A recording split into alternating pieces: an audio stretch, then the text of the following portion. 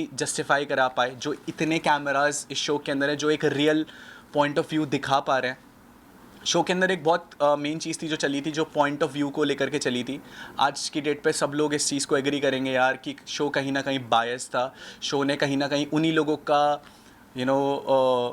मुशायरा कराया, उन लोगों के लिए स्टैंड अप करवाया, उन लोगों के लिए डांस परफॉर्मेंस करवाया, उन लोगों के लिए कहीं ना कहीं चीज़ें करवाई जो लोग उनके फेवरेट थे।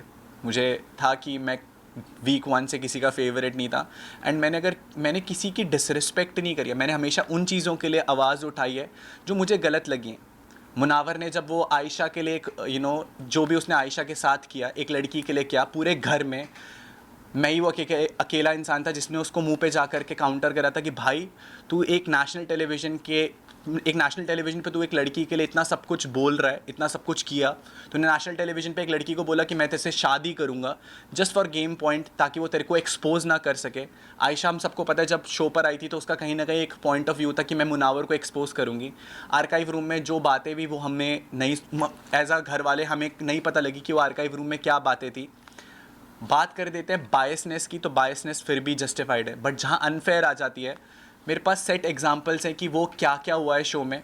आपको याद होगा मेरा एक कन्फेशन रूम में एक डिस्कशन हुआ था बिग बॉस के साथ। वो डिस्कशन पूरे घर वालों को चौक में बिठा करके दिखाया गया था, बट क्या आज तक मनारा का जो कन्फेशन रूम में डिस्कशन था बिग बॉस को लेकर के गेम पॉइंट ऑफ व्यू से, वो आप सब लोगों को दिखाया गया है? जो मुनावर का डिस्कशन था वो सब कुछ आपको दिखाया गया है। तो हम being a part of the game, कहीं ना कहीं हमें वो उस गेम में वो इन्वॉल्वमेंट ही नहीं मिली, हमें पता ही नहीं चल रहा था कि हो क्या रहा है। आज मैंने वो क्लिप्स देखी हैं तो मनारा को कहीं ना कहीं ये चीज़ बोली, दोस्त किससे दोस्ती रखनी है, किससे दोस्ती नहीं रखनी है। मनारा को ये चीज़, अगर मनारा और मेरी दोस्ती के लिए आज लोग बोल रहे हैं कि कहीं ना कहीं वो एक ऑर्गेनिक दोस्ती थी, कहीं ना कहीं वो एक सच्ची दोस्ती थी जो लोगों को पसंद आई है, उस चीज़ के लिए भी बिग बॉस ने एक चीज़ बोली गई है, आपको देखना पड़ेगा कि आपके सगे कौन है। मेरे पास ऐसे लाखों एग्जाम्पल्स है जहाँ पर कॉर्नर साइड लाइन करने की कोशिश करी गई। क्या आपको लगता है कि मैंने वो 3 महीने कुछ नहीं बोला होगा या मैंने कुछ भी परफॉर्म नहीं करा होगा? मैंने हर एक चीज़ परफॉर्म करी है। वो 24/7 की लाइव सीन में वो क्लिप्स हैं, बट मुझे लगता था यार मैं इतना सब कुछ कर रहा हूँ, इतना सब कुछ बोल रहा हूँ, बट उसके बावजूद भी लोग आकर के मेरे को ये बोलते थे कि यार कि तू कुछ नहीं कर रहा है। घर के बाहर लोगों को दिखा है। आप में से बहुत सारे लोगों ने आकर के बोला कि स्टार्टिंग में अनुराग यू केम आउट, जो वो मेरे साथ 4 हफ्तों के साथ 5 हफ्तों के साथ वो जो ब्रोसेना वाला पॉइंट हुआ था सलमान सर को लेकर के, एक थिन लाइन होती है एक जोक में और एक मॉकरी में।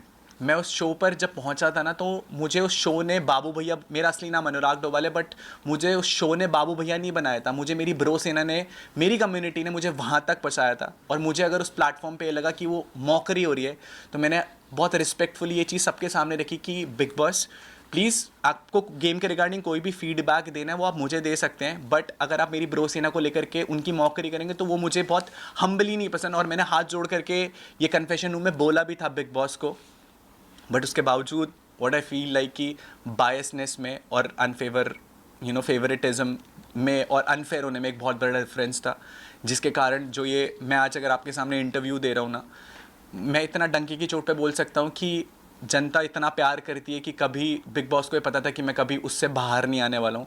तो ये पहला षड्यंत्र जो रचा गया था वो ईशा के वाले टास्क वाले टाइम रखा गया था। उस चीज़ के लिए भी मैं आपको जस्टिफाई कर सकता हूँ। जब आपको याद होगा जब मैंने वो बोल फोड़ा था, इमोशनली मैं बहुत हाई था उस टाइम पर, क्योंकि किसी ने मेरी बहन के बारे में कुछ चीज़ बोली थी, मैंने किसी का गला पकड़ लिया। मैं रियल लाइफ में शायद वो इंसान नहीं हूँ कि जो इतना इमोशनली हाई हो जाए, क्योंकि मुझे पता है मैं उस चीज़ को बहुत ईजीली तरीके से डिफेंड कर सकता हूँ। बट जब नेशनल टेलीविज़न पे कोई ये सारी चीज़ें करेगा तो मैं चुप रहने वाला नहीं था। My whole point of saying is that कि अनफेयर हुआ, प्लान्ड एविक्शन था, मेरे को निकाला गया। उस टाइम जब ईशा ने वो डिसीजन फ्लिप कर दिया तो वो बिग बॉस की जो चाल थी वो पूरी नहीं हो पाई। बट सेकेंड टाइम मैं भी नहीं जीत पाया और मैं हार करके बाहर आ गया। सो फर्स्ट पॉइंट आपके लिए, आपने कहा कि कपल गेम के लिए आप कहीं और जा सकते थे, कोई और शो के लिए आप जा सकते थे, आपको ये पता नहीं था कि इस बार कपल वर्सेस सिंगल होने वाला है। फर्स्ट ये सब जगह न्यूज़ में था, this season will be couple versus single. और दूसरी बात, आपने कम्युनिटी की मैं आपको बात करूँ तो आपने शुरुआत में कहा था कि हम 3 यूट्यूबर्स यहाँ पर जोकर बनकर रह गए हैं। और मैं आपको कहूँ कि 90% ऑफ योर कम्युनिटी आपको खुद को ट्रोल किया है, तो आप ये दोनों पर आप क्या कहना चाहोगे? जब हम लोग एक कम्युनिटी का नाम लेते हैं ना तो पहले आप कपल वाली बात हाँ बिल्कुल, आपका क्वेश्चन क्या था कपल वाले? कपल वर्सेस सिंगल था ये शो। पता है आपको, जब हम लोग मैं शो में जा रहा था तो बहुत सारे लोगों के नाम आए थे कि यार ये लोग भी जा रहे हैं, ये